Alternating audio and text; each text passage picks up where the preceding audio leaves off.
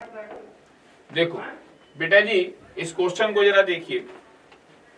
Annual net private productivity of whole biosphere पर 170 million, ये गलत लिखा हुआ है, बिलियन होता है। ऑफ दिस डिस्पाइट ऑक्यूपाइंग 70 पे प्रोडक्टिव ओशियंस, ये भी गलत लिखा हुआ, ये भी बिलियन होगा, तो दोनों गलत हो गए, इसलिए इसका आंसर क्या हो जाएगा? फोर्थ हो जाएगा। ठीक है भाई, आगे आओ। क्वेश्चन नंबर 116 पे आ जाओ। Biological diversity include 3 hierarchical level except, ठीक है। अब इसमें जो है जेनेटिकल डाइवर्सिटी सही है, स्पीशीज डाइवर्सिटी सही, इकोलॉजिकल ये नहीं होता, ठीक है। थर्ड आंसर होगा बच्चे इसका। ठीक, आगे आओ। क्वेश्चन नंबर 117 पे आ जाओ। 50,000 genetically different strain of rice की है बेटा जी। इंडिया में 50,000 से ज्यादा वैरायटी का चावल है। अब तुमने कितना खाया तुम देख लो भाई, 50,000 प्रकार का इंडिया में चावल है, ठीक है ना। चल आगे आओ, 118 पे आ जाओ। एज पर the species level diversity concern the western Ghat have the greater, amphibian के लिए है बेटा जी। एम्फीबियन की डाइवर्सिटी जो है वेस्टर्न घाट की ज्यादा होती, ईस्टर्न घाट। वेस्टर्न घाट ईस्टर्न घाट जानते हो ना, इंडिया में ये हिस्सा वेस्टर्न घाट, ये क्या बताओ ईस्टर्न घाट, ठीक है ना। चलो आगे आओ। देखो जरा, इसमें पूछा है इन्होंने इंसेक्ट कि mollusca insect has more number of species the entire invertebrate insect है, और has more species then vertebrates, ये फंजाई है। तो इसका आंसर क्या हो जाएगा? फर्स्ट हो जाएगा। 120 में आ जाओ। रॉबर्ट मे साहब ने बताया था कि डाइवर्सिटी एट अबाउट दुनिया में कितनी है? 7 मिलियन, ठीक है ना, 7 मिलियन है ना, ठीक है। आगे आओ, क्वेश्चन नंबर 121 पे आ जाओ भाई। According to rivet proper hypothesis, loss of rivets, rivets जानते हैं ना, जो एक्चुअल में रिवेट्स का मतलब होता है पेच होते हैं जो हवाई जहाज में लगाए जाते हैं। यहाँ पे कह रहे हैं इकोसिस्टम में जो स्पीसीज हैं, ऑर्गेनिज्म है, उनको रिवेट्स से कंपेयर किया गया। तो wings is obviously is more serious, flight safely, loss of few rivets, seats of window, मतलब आप अगर उसके जो पंख के जो पर होते हैं हवाई जहाज में, उसके रिवेट्स तुम अगर हटा दोगे तो बहुत बड़ा खतरा हो जाएगा। इन कंपैरिजन तो सीट के रिवेट्स हटा दिया हमने या और कहीं हटा दिए तो कम खतरा होगा। ये बात जो है आपकी बिल्कुल सही लिखी हुई है। विच रिवेट इज रिमूव एयरप्लेन में बी क्रिटिकल, जो कि जो इनको हटा देने से वो क्रिटिकल कंडीशन में बिल्कुल पहुंच जाएगा, फ्लाइट टू मतलब क्रैश कर जाएगी। ये बात बिल्कुल सही लिखी हुई है, इसलिए इसका आंसर क्या हो जाएगा? फर्स्ट। इस इक्वेशन में जो बेटा जी है आपका, ये पूछा गया है, इसमें मिसमैच पूछा गया है, ठीक है ना। ये सही लिखा, ये सही लिखा, ये सही लिखा, ये गलत लिखा है। ये एक्चुअल में C इज इक्वल टू होता Y इंटरसेप्ट, ठीक है ना। आगे आओ, 123 में आ जाओ। रिवेट प्रॉपर हाइपोथेसिस में प्रपोज पॉल रीस साहब ने बताया था एयरप्लेन लाइक स्पीसीज, ये भी नहीं होगा, ये भी नहीं होगा, ये होगा कीस्टोन स्पीसीज।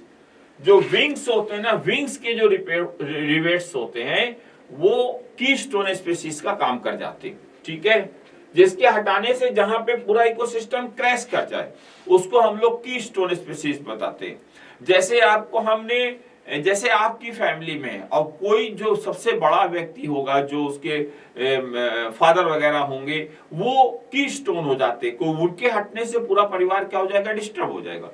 तो इसी तरह कीस्टोन स्पीसीज वो होते हैं जिन ऑर्गेनिज्म को हटा देने से वहां का सारा इकोसिस्टम जो होगा वो डिस्टर्ब हो जाए, ठीक है। तो 123 का fourth answer. David Tilman has long term ecosystem experiment found the, ठीक है ना। अब देखो इसमें पूछा है इन्होंने कि उन्होंने क्या पाया, तो डिक्रीजेस द बायोडायवर्सिटी और हायर, बिल्कुल गलत है। डायवर्सिटी बढ़ेगी तो प्रोडक्टिविटी भी क्या होगी? बढ़ेगी। तो ये आंसर होगा।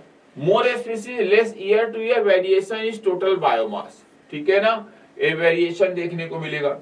फिर देखो जरा यहाँ पर species richness contribute well being in ecosystem, और इन्होंने पूछा है, और डी नंबर पे है तुम्हारा area with more invasive species more stability.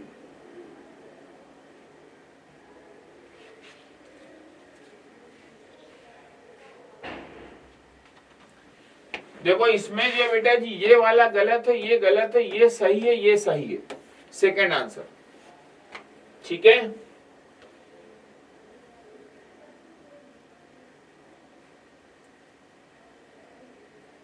देखो मोर इन्वेसिव स्पीसीज जो है इसके आने से मोर स्टेबिलिटी नहीं होगा, वीक हो जाएगा सिस्टम। ठीक है, क्वेश्चन नंबर 125 पे आ जाओ। 125 में देखो जरा, in parasitic food chain the size of the organism finally reduce at the high level. ठीक है, ये तो गलत हो गया, बढ़ेगा साइज जो होता है पैरासिटिक फूड चेन में, in parasitic food chain the size of organism finally reduce at the high trophic level. ठीक है, रिड्यूस करता, हाँ ठीक है।